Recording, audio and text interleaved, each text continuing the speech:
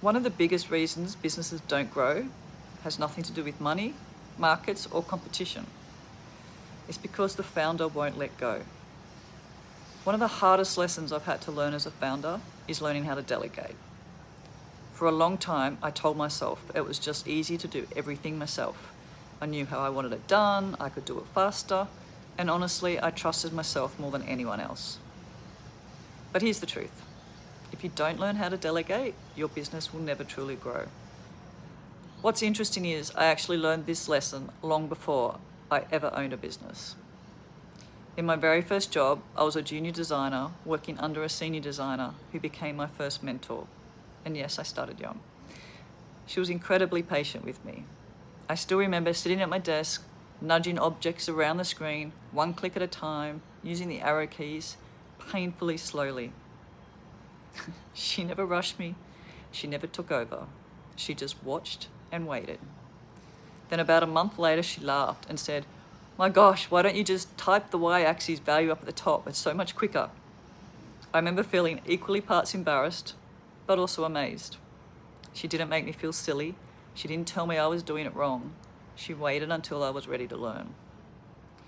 And honestly, she didn't just teach me design, she taught me confidence.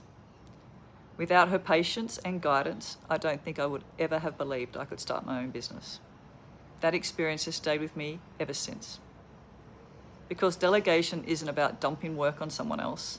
It's about being patient enough to teach, guide, and give people the space to grow. As founders, we avoid delegating because it feels slower at the start. And yes, sometimes it is. Sometimes people won't do things exactly how you would, but perfection isn't scalable. At some point, if you don't let go, you become the bottleneck in your own business. If you're doing everything yourself, you don't really have a business. You just have a very demanding job. The moment I started trusting others, training them properly, and letting go of the small things, everything shifted. It freed up my time to focus on strategy, growth, and the bigger picture. The work only a founder can do. Delegation is uncomfortable, especially if you care deeply about what you're building. But growth lives on the other side of letting go. So start small, delegate one thing, take the time to train properly, and remember, someone once had the patience to teach you too. Learning to delegate doesn't mean you care less.